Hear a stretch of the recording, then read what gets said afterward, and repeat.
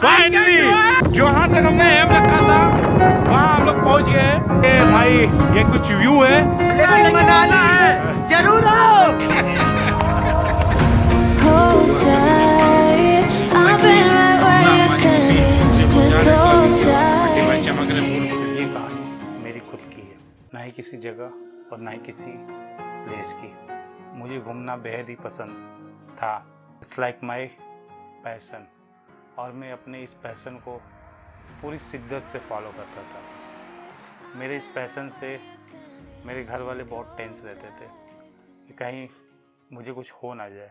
उन लोग सोचे कि ये मतलब मैं ना जाऊँ, मेरे पे थोड़ा प्रेशर बनाने लगे स्ट्रिक्टली और इमोशनली, तो मैं अवॉइड करता था और मैं अपने पैशन को फॉलो करता था। कुछ साल बीतते गए, मेरी मॉम का एज होने लगा। उनका कहना था कि भाई तू शादी कर ले। मैं बोला अभी शादी करिए क्या होगा। मॉम बार बार प्रेशर करने लगी शादी को और मैं अवॉइड करने लगा। एक दिन ऐसा आया, मेरी मॉम का तबीयत खराब हो गया और उनको फटाफट हॉस्पिटल एडमिट कराया गया। और उस दिन मेरी माँ अपने बारे में ना सोचकर वो मेरे बारे में सोच रही थी। मेरी बहनों को कह रही थी कि लग रहा है मैं अब नहीं बचूंगी, हो सकता है ये मेरा आखिरी दिन हो, तो अगर मुझे कुछ हो जाए तो मेरे बेटे यानी कि मेरा किसी अच्छी लड़की से शादी करा देना और उसका ख्याल रखना। अल्लाह की मर्जी से मेरी मॉम रिकवर हो गई बीमारी से। उनको ट्रीटमेंट अच्छा मिला तो उनके हेल्थ में इम्प्रूवमेंट हुआ। फिर उनको वापस घर लाया गया। उस दिन मुझे रियलाइज़ हुआ कि अगर मेरी माँ को कुछ हो जाता, मेरी शादी अधूरी रह जाती, मेरी शादी में मेरी माँ नहीं रहती। और यही सेम थिंग मेरी बहन ने भी मुझे बताया कि देख, मुझे पता है कि तेरा शादी होगा, आज नहीं तो कल होगा, और किसी न किसी से तो होगा ही। तो अगर माँ बाप के होते हुए कर लेगा, और जिस शादी में माँ बाप ना शामिल हो, ना रहे, तो वो शादी नहीं रहेगी, फिर वो खुशी नहीं रहेगी।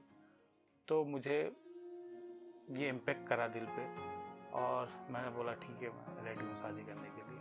मेरी बहन ने अपने पास में ही एक रिलेशन की लड़की थी, उनसे मेरा मतलब दिखाया मेरे को, मेरी बहन की जान पहचान की थी। अब ओके, और फिर मेरी शादी हो गई।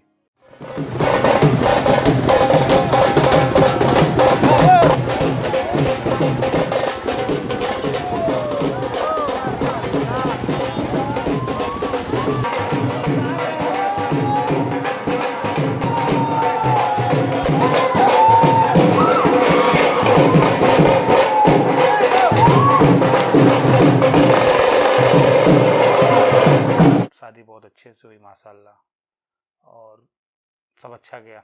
शादी के 2-3 महीने तक बहुत अच्छा गया, सब अच्छा गया। After 2 months my mom again got serious, और उनको फिर से उसी हॉस्पिटल में लेके जाया गया।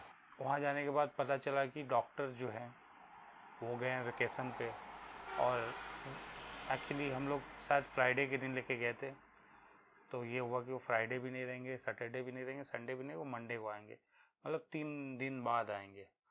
तो उस टाइम उनकी हालत बहुत ज़्यादा सीरियस थी और उनको बेस्ट डॉक्टर को दिखाना बहुत ज़रूरी था।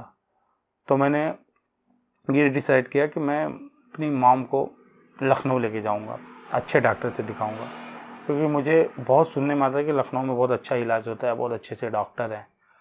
तो मैं वही ठान लिया कि वही लेके जाएंगे।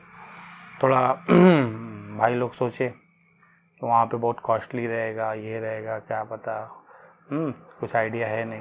मतलब जो भी हो आप लेके जाओ, मैं सब करता हूँ। तो मैंने अपने भैया को और बहन को और भाईजान लोग को गाड़ी में शिफ्ट करके मॉम को भेजा। और क्योंकि मॉम मेरी काफ़ी टाइम से बीमार थी, तो कुछ बहनें आ चुकी थी, और 2 बहनें जो है, एक मुंबई से और एक कलकत्ता से, वो आ रही थी। तो उनको भी लेके जाना, दिखाना ज़रूरी था, माँ से मिलाना ज़रूरी था। तो मैं रुक गया ताकि उनको लेके मैं जाऊँ। तो सुबह को मैं मॉम को भेजा, शाम को वो लोग आने वाले थे। मैंने एक दोस्त से, मेरा दोस्त साबिर, उससे उसकी गाड़ी ली और मैं चला गया मुगल सराय स्टेशन से मैंने अपनी बहन को रिसीव किया।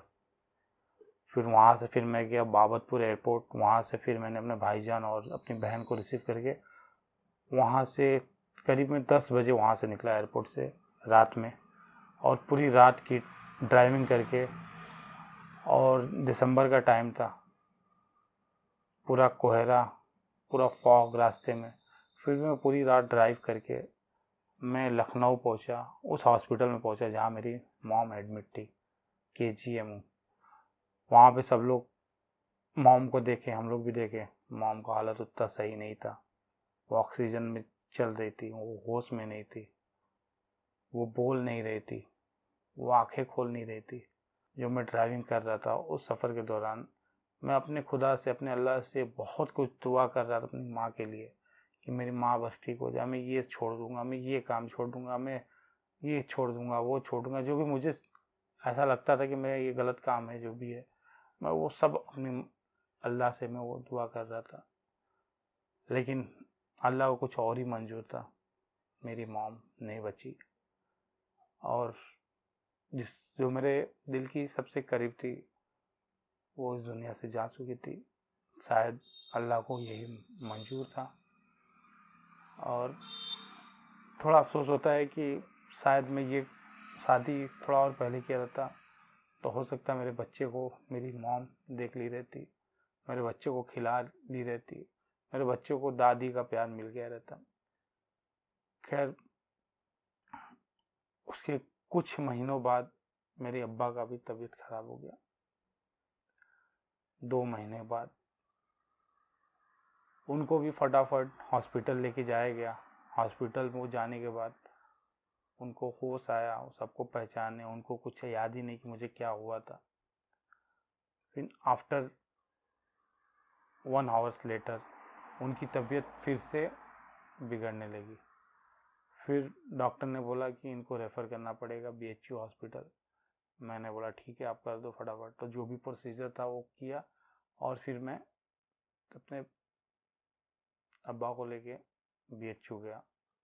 और उसमें मेरा दोस्त टीपू, मैं, बादल और मेरे नज़ीर भाई, रेहाना अप्पी, भोला अप्पी और मुन्नी अप्पी और समीम भाई, ये सब लोग गए। और वहाँ पे भी उनका ट्रीटमेंट चालू हुआ BHU में, लेकिन वहाँ पे भी कोई रिस्पांस नहीं मिला और मेरे अब्बा जो है वहाँ पे एक्सपायर हो गए। तो ये सब चीज़ें मैंने अपने लाइफ में फेस की है कुछ महीनों में। और मैं कुछ बयां नहीं कर पा रहा था कि मैं क्या क्या डालूं, क्या बोलूं, किसको क्या बोलूं। तो मुझे लगा कि यार बहुत लोग, मेरे दोस्त लोग कमेंट करते यार वीडियो बना, वीडियो डाल, वीडियो डाल। तो मैं बोला ठीक है। मेरे को मेरी वाइफ ने भी बोला कि नहीं, आप वीडियो डालिए। मुझे घूमना अच्छा लगता है और उससे ज़्यादा मुझे एडिटिंग करना और अपना वीडियो बनाना भी अच्छा लगता है। ये सब चीज़ें से मैं अब दूर हो गया था, एकदम से कट गया था। ना कोई इंस्टा पे स्टोरी है, ना व्हाट्सएप पे कोई स्टोरी, एकदम साइड।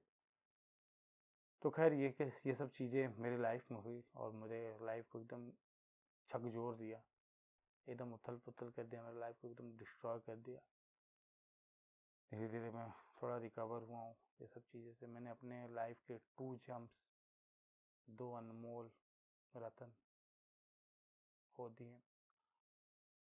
और कहते हैं जाना सबको है, किसी किसी को यहाँ रुकना नहीं है।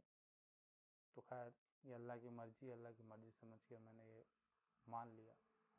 और अल्लाह का शुक्रिया, जो कुछ भी दिया, जितना भी प्यार दिया, जितना भी समय दिया, मैं अल्लाह का बहुत शुक्रगुजार हूँ।